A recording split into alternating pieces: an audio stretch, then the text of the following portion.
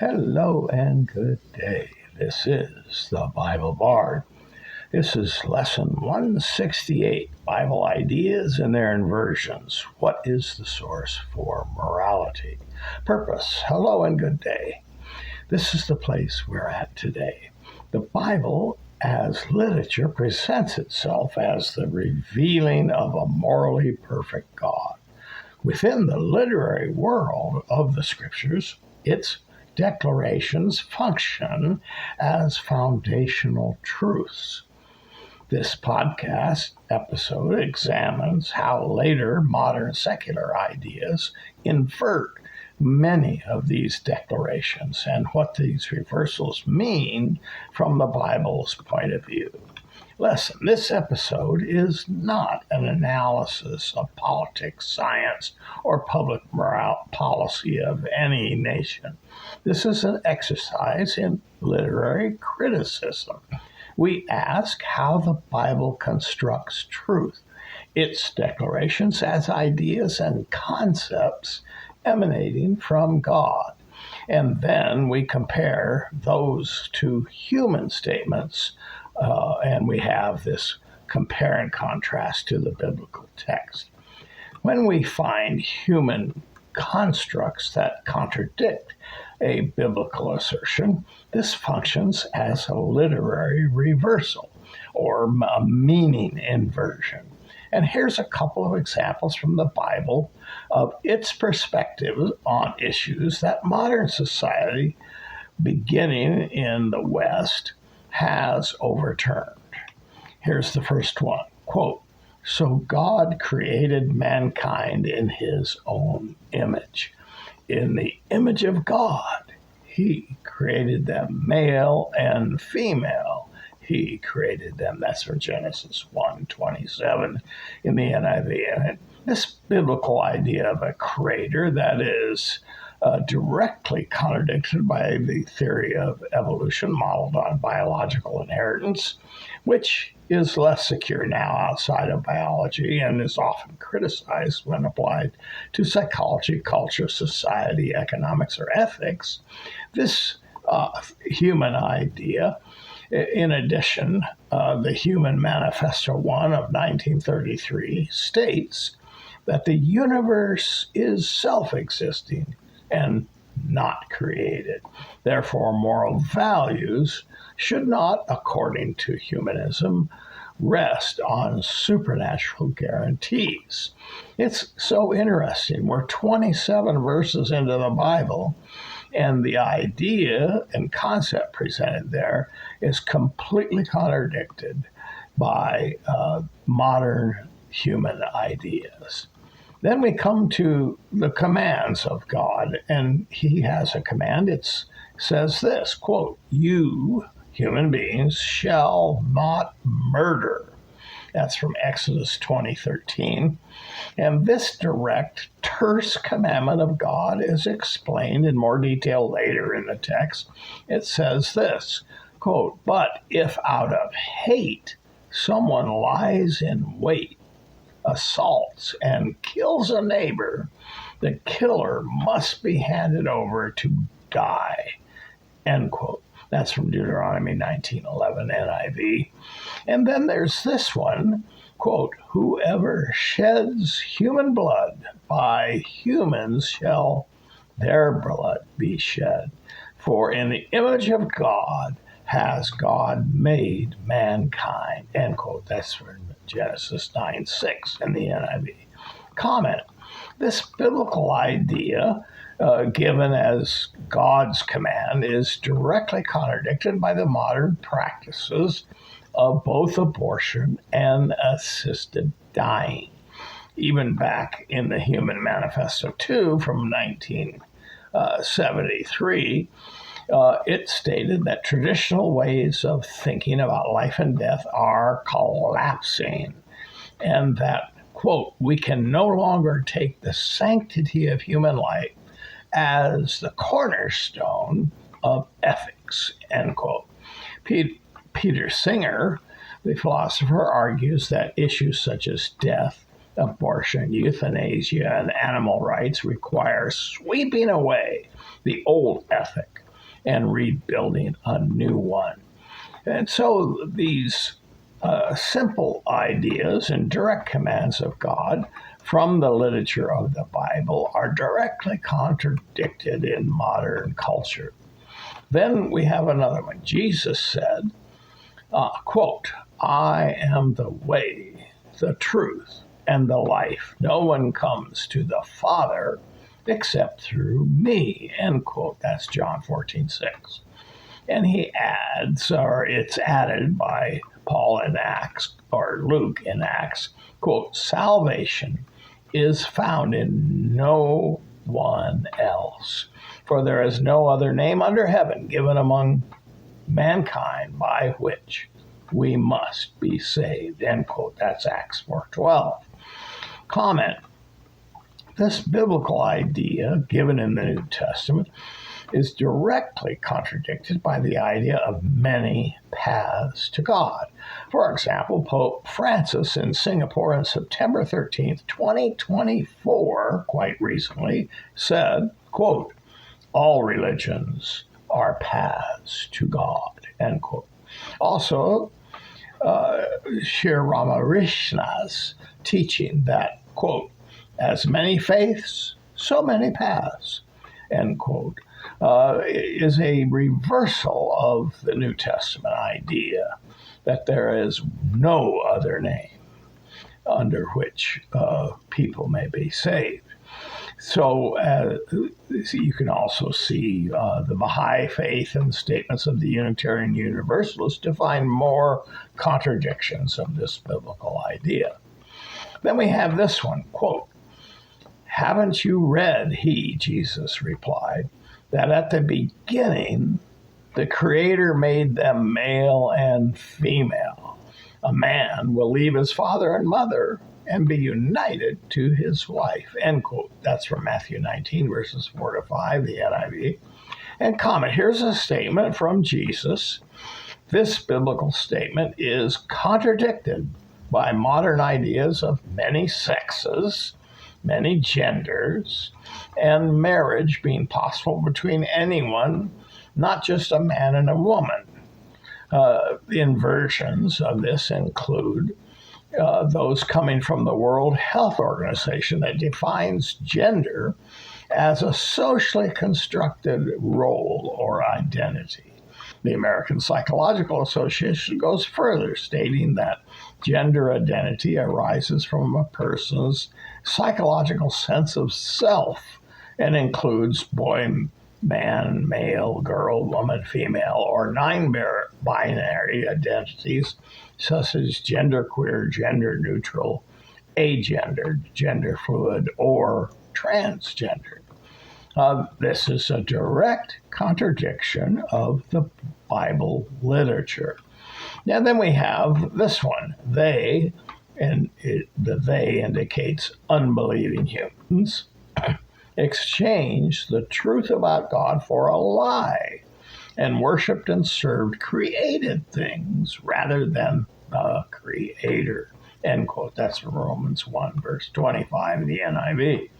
Comment: this biblical idea that human beings have done something strange, rejecting a truth about God and worshiping something God created rather than himself, this idea from the Bible is overturned by the idea of the European Enlightenment and a thing that is called in academia modernism. Ideas that humans are rational beings capable of improvement through education, and that reason can lead us to clearer truths than the things promoted by religion or contained in the Bible. We have this additional thought from the literature, quote, "Woe to those who call evil good and good evil, who put darkness for light and light for darkness, and who put bitter for sweet and sweet for bitter." That's from Isaiah 5:20, the NIV. Comment: this is kind of a summary, an overarching biblical statement that places all its own statements as good, as light, which is a metaphor for good, as sweet, which is a metaphor for good again, opposed to bitter, which is a metaphor for evil, and all other opposing statements made against biblical statements. Those are considered inside the Bible as evil, darkness, and bitter. Here is the overarching idea according to Friedrich Nietzsche. Twilight of the Idols, he wrote in 1888. When the Christian faith is abandoned, Christian morality loses its foundation. Once the Christian God is removed, you cannot keep Christian moral conclusions as if they still had the same authority. That's what Nietzsche said, and it seems that that is a true statement. Discussion. The Bible Bard is not presenting biblical values against secular values as a political or religious argument that we're trying to win. This is a literary discussion. We're comparing, if we compared, for example, the world of Middle-earth in J.R.R. Tolkien's The Lord of the Rings with the world J.K. Rowling created in the Harry Potter series, we can do such a comparison in literature without turning the comparison into some outrageous or grievous relationship. In the same way, the Bible Bard can examine what the Bible says within its own literary world and compare those statements with other views, even views that contradict them. Why make this comparison? Why do we bother? The Bible Bard has a worldwide audience. Many listeners are not from the West or educated in classic Western religion, history, sociology, or philosophy. Many have never read the Bible, not even a verse for themselves, but they've only heard mostly critical remarks from others, and most of those others have not also read the Bible for themselves, but they simply parrot memes. Listeners to the podcast want to know what the Bible teaches about God and about human beings. Whether they agree or disagree with those thoughts, that's what they listen for. And often, listeners must relate to what the Bible says to their own local culture and religion. So it is important to provide context to listeners, not only when analyzing a biblical text, but also to demonstrate how biblical thought relates to modern issues and to cultures in places very different from Nashville, Tennessee, or Des Moines, Iowa. Summary. The Bible presents moral claims as grounded in God as creator, while many modern views relocate moral authority to human reason, personal autonomy, and social construction, or some pluralistic religious idea. We have seen Genesis, the very first book of the Bible, say human beings are created by God in his image, male and female. And the Bible grounds the value of human life in that statement, in the image of God. And so debates over abortion, assisted dying, and euthanasia often move away from the biblical idea that human life is sacred because God made it. And that's a very important thing to understand. Then we get to the New Testament, which says salvation comes through Jesus Christ alone. Modern religious pluralism often says there's many paths to God. And then we have Jesus connecting marriage to and limiting it to a man and a woman. Yet we have modern views of sex, gender, and marriage that reject the framework Jesus Christ discussed. In the book of Romans in the New Testament, it says human beings exchange the truth of God for created things. And it's saying that God's truth is when you do something different than accord with God's truth, you are lying. Looking back, we can see that biblical statement is actually kind of illustrated by the history of the Enlightenment and modern thought, which often place confidence in human reason, education, and cultural progress as something more to be trusted than revelation from God. Finally, we get to the prophet Isaiah in his book.